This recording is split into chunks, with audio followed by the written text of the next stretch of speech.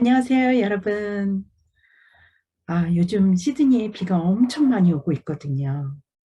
퀸슬랜드 쪽도 비가 굉장히 많이 오고 있는데 여러분 모두 안전하신지 모르겠네요. 비로부터 저희가 굉장히 좀 우울한 그런 날씨를 갖고 있지만 그래도 오늘 또 여러분과 함께 이렇게 사회적 역량 강화 이론이라는 이 내용으로 여러분을 찾아뵙게 됐습니다. 먼저 시작하기에 앞서서 이 땅의 주인이 되는 과거와 현재 그리고 미래의 두루가 원주민들에게 경의를 표하고 오늘 강의 또한 시작해 보겠습니다. 여러분들이 들어보셨는지 모르겠지만 사회적 역량 강화 이론이라는 것은 사실 굉장히 오래된 이론이라고 할 수 있습니다. 그렇지만 아무리 시간이 오래되었을지라도 마치 우리가 베토벤이나 바하 이런 고전 음악을 지금까지도 저희가 굉장히 사랑하듯이 또 그 음악을 굉장히 중요하게 생각하듯이 이 SRB란 이론 역시도 그런 고전 음악과 같은 그런 이론이 아닌가 싶습니다. 오늘 제가 여러분께 말씀드릴 내용은 사회적 역량 강화 이론의 하나의 개관이라고 할 수 있는데요. 앞으로 이제 몇 달 동안 여러분과 함께 이 내용을 계속해서 펼쳐나갈 것입니다. 장애를 갖고 있는 사람들, 또 그 사람들을 지원하고 또 그 사람들이 한 국가에서 살아나가는 데 있어서는 국가가 갖고 있는 장애에 대한 정책들이 있습니다. 또한 그 사람을 향해서 과연 어떠한 이론들이 그 나라에서 펼쳐지고 있는지 또 어떠한 이론 속에서 이런 정책들이 만들어졌는지에 따라서 결국은 그 서비스를 받는 핵심이 될 수가 있는데요. 이러한 강의들을 여러분과 함께 나누는 가장 궁극적인 취지는요. 결국에는 이 모든 서비스들이 도움이 필요하신 모든 분들이 그 도움을 받는 그 서비스들을 통해서 사실은 본인이 중심에 서는 그런 서비스를 받기 원하기 때문에 이러한 내용들을 저희가 이렇게 같이 공부를 하게 되는 것입니다. 예전에는 이렇게 굉장히 우울한 사진을 여러분께 하나 보여드리겠는데요. 오래전에 있었던 그런 사실이긴 하지만 그렇지만 역사 속에서 굉장히 오랫동안 장애를 의학적인 모델로 바라보았고 그 의학적인 모델로 인식을 했기 때문에 장애는 그 개개인의 문제여서 그 사람들의 문제를 갖고 있는 그 사람들을 격리시키고 소외시키고 그 사람들을 일반 사회로부터 차별적으로 대우를 하는 그런 현상들을 저희가 역사를 통해서 오랫동안 보아왔다는 것입니다. 이런 역사 속에서 그렇지만 이게 전부가 아니다라고 외치는 분이 계셨던 것입니다. 모든 나라가 장애에 대해서 차별적인 대우를 할 때 1959년도 덴마크에서는 닐 에릭 반 미켈슨 씨라는 우리나라로 치면 한국의 보건복지부 장애인과 차관, 장관 정도 되시는 분이셨습니다. 그 정책을 총책임지고 있는 이분께서 왜 지적인 장애 때문에 그 사람들은 다른 사람들처럼 학교도 갈 수 없고 또 직장도 가질 수 없고 사회에서 하나의 구성원으로 왜 살 수 없냐라는 그 이론을 사실은 제일 먼저 이 세상에 소개를 하게 됩니다. 이분이 이러한 정책을 톱다운으로 국가의 정책을 바꾼 이후에는 수많은 가족들의 목소리를 들었던 것입니다. 우리 아이도 다른 아이들처럼 학교를 갔으면 우리 아이도 다른 아이들처럼 일반 버스를 타고 다닐 수 있었으면 우리 자녀도 장애가 있을지언정 결혼을 할 수 있고 직업을 가질 수 있었으면 하는 그런 많은 가족들의 목소리를 들었던 것입니다. 그렇지만 정책이 바뀌었다고 해서 그 나라의 문화나 사람들의 반응이 바뀌는 것은 아니죠. 옆 나라에서 이러한 정책에 대한 본격적인 하나의 이론으로서 니르제 박사님께서 이제 정상화 이론이라는 비로소 본격적인 그러한 내용들을 소개를 하게 됩니다. 니르제 박사님은 스웨덴에서 장애인들을 케어하는 그 부모님들이 만들어진 그 단체의 대표를 맡고 계셨습니다. 물론 그 단체의 중심은 부모님들이셨고요. 장애를 가진 자녀들을 둔 부모님들이 만든 그 단체에서 이 느리제 박사님은 많은 지적 장애인들과 함께 생활을 하셨고 그 사람들을 통해서 이 사람들도 장애가 없는 아동들처럼 이 아이들도 할 수 있구나. 장애가 없는 청소년처럼 이 아이들도 그 청소년의 삶을 살 수 있구나 한 그 경험을 실제적인 경험을 통해서 그 가능성을 보셨던 것입니다. 느리제 박사님께서 정상화 이론에서 강조하셨던 것, 삶에는 생애 주기가 있다는 것입니다. 태어났을 때 어린아이가 아장아장 걸어서 유치원을 가는 시기가 되고 초등학교를 거치고 그 학년기를 통해서 청소년기, 신체적인 성장과 아울러서 정신적인 성장이 일어나는 또 관계의 변화가 일어나는 청소년기를 갖게 되고 장년기를 갖게 되고 또한 노년기를 갖게 된다는 생애 주기를 얘기하셨고요. 그것을 장애를 가진 사람 역시도 이 생애 주기와 아울러서 그 사람들의 삶이 변화되어야 한다라고 강조를 하셨고 또한 우리의 삶 속에서는 월요일부터 일요일이라는 하나의 리듬을 갖고 생활을 한다라는 것을 강조했습니다. 여러분, 월요일부터 금요일까지 직장을 나가시는 분들 많이 계시죠? 토요일, 일요일 여러분 늦잠을 잘 수도 있고 생활의 리듬이 다르죠. 그런데 50년대, 60년대까지만 해도 시설에서는 수요일이든 일요일이든 그 어떤 날이든 매번 똑같은 그 시설의 삶을 많은 장애인들이 살았기 때문에 느리제 박사님께서 정상화 이론을 통해서 이 세상에 호소를 하셨던 것은 장애를 가진 사람도 장애를 갖지 않은 모든 사람들처럼 월요일에 삶의 리듬이 있고 주말의 삶의 리듬이 있듯이 이러한 보편성을 좀 더 가능성으로 열어주고 그들이 그러한 삶을 더 살 수 있어야 된다라고 말씀을 하셨던 것입니다. 그렇다면 정상화 이론이 사실은 북유럽에서 북미로 넘어오면서 이제 본격적으로 실제적으로 그럼 서비스에서는 과연 이것을 어떻게 적용할 것인가 연구를 하시는 박사님이 나오시게 됩니다.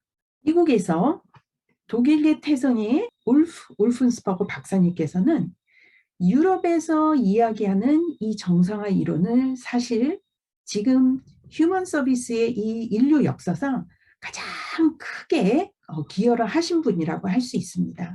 이분이 강조하셨던 것은 그러한 이론을 통해서 가족들이 그것을 이해하고 또 국가의 정책이 바뀌고 그런 것도 다 좋지만 가장 중요한 것은 이들을 지원하는 그 서비스 기관들 또 이들의 삶을 매일매일 함께 생활하고 지원하는 그 서포트 워커들 또 장애 서비스 기관에서 일하는 그 모든 종사자들이 이 정상화 이론에 대해서 좀 더 구체적으로 이해하고 실제적으로 적용할 수 있는 그러한 교육들이 필요하다라고 생각하신 것입니다. 울픈스버그 박사님은요. 70년대, 60년대 말부터 70년대에 이르기까지 미국의 탈시설화에 가장 큰 기여를 하신 박사님이시기도 합니다. 탈시설하는 것이 지금 한국에서도 굉장히 큰 이슈가 되고 있죠.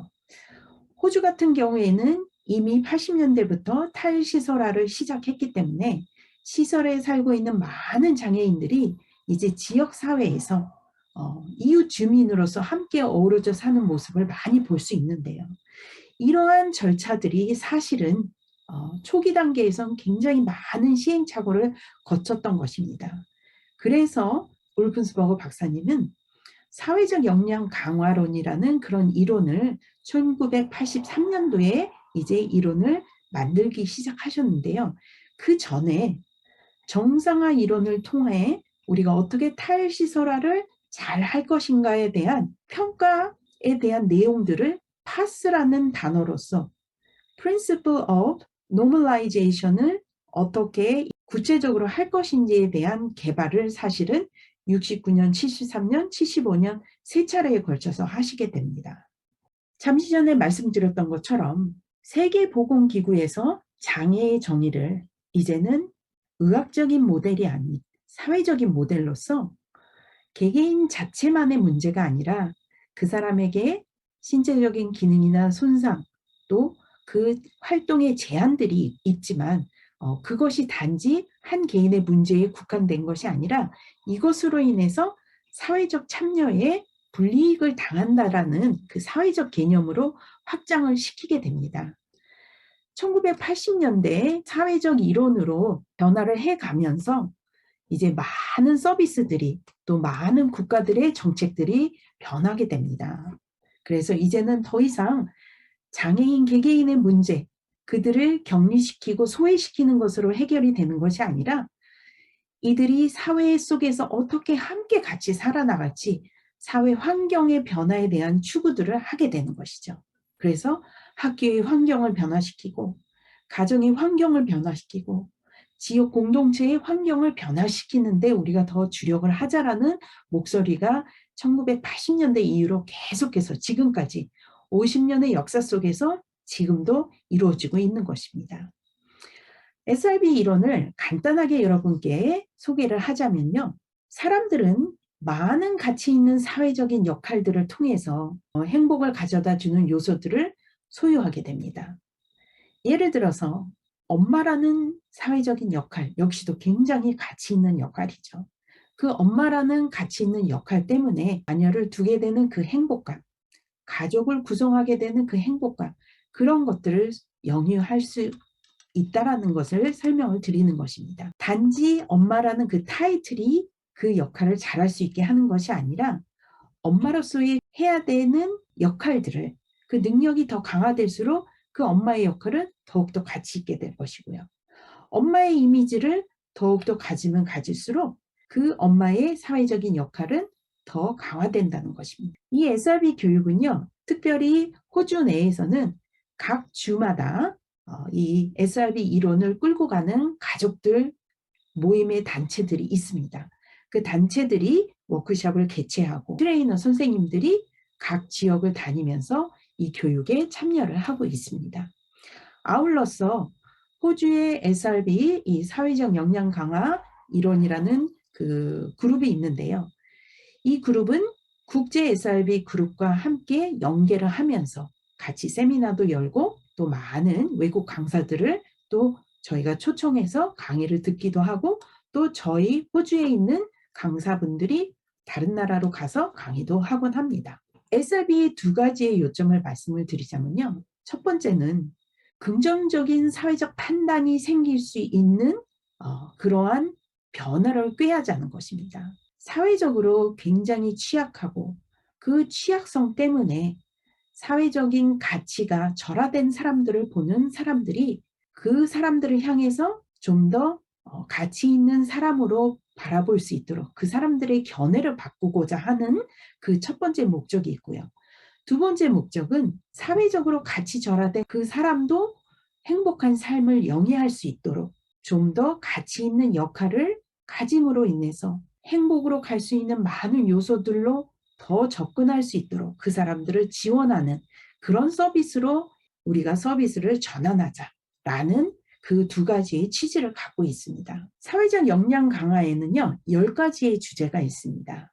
무의식의 힘, 가치절하, 가치절하된 사람들의 보편적인 삶, 강조된 취약점, 고정적 사고방식과 기대치의 힘, 사회적 이미지의 강화와 내적인 인식, 모방이론과 모델링, 발달 모델 및 능력 강화, 서비스의 일관성, 개인의 사회 통합 및 가치 있는 삶에 참여.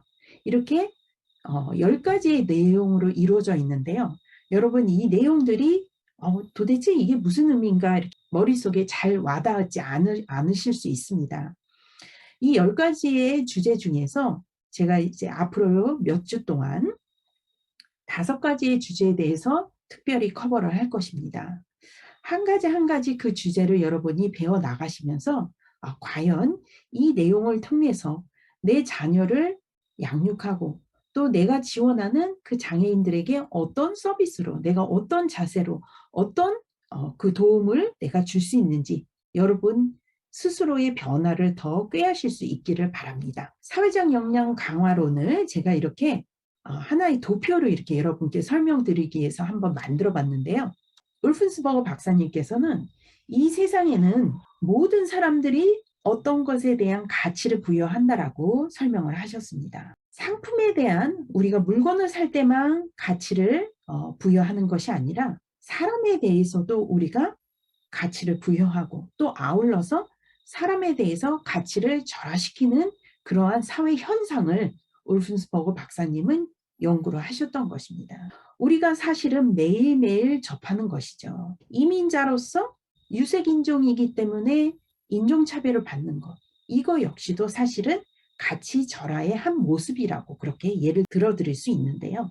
우리가 인권을 강조하고 또 모든 평등을 강조하지만 그러한 사람들의 서로가 서로를 향해서 어떻게 가치를 절하시키고 어떻게 반응하는지 그 모습들은 사실 1950년대나 지금 2022년도나 여전히 존재한다는 것입니다. 이것은 사회의 보편적인 현상인 것이라고 할 수 있죠. 가치절하라는 것 때문에 가치절하된 사람들의 보편적인 삶이 있다는 것입니다. 그 보편적인 삶이 무엇인지 우리가 한번 같이 살펴볼 것이고요. 더 나은 삶을 위해서 우리가 비전을 먼저 세워야 한다는 것입니다. 가치절하된 사람들의 보편적인 삶 속에서요. 그 삶이 행복한 삶으로 가기까지는 가장 먼저 더 나은 삶을 위한 비전 제시가 이루어져야 한다는 것입니다. 그 비전이 제시된 상황에서 그 사람의 능력을 개발시키고 그 사람의 이미지를 개발함과 동시에 가치 있는 사회적인 역할을 더욱더 저희가 지원하고 더 만들면 그걸 통해서 더욱더 사회적인 참여가 가능하게 되고 사회적인 참여가 더 많이 이루어질수록 가치 있는 사회적 역할을 더 많이 확장하게 된다는 것입니다. 사회적으로 가치 있는 역할이 많아질수록 또 사회적인 참여가 많아질수록 우리는 모두 행복한 삶을 더 영위할 수 있다는 것이 사회적 역할 강화론의 하나의 핵심이라고 할 수 있습니다. 다음 시간부터는요. 특별히 5가지 주제에 대해서 한 강의 한 강의 조금 더 세세하게 나가도록 하겠습니다. 오늘은 사회적 역량 강화론에 대한 개관에 대해서 설명을 드렸는데요.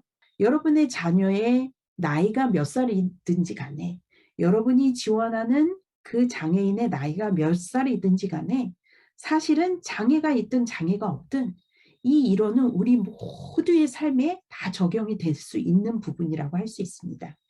여러분 모두 함께 같이 이 내용 배워보시면서요.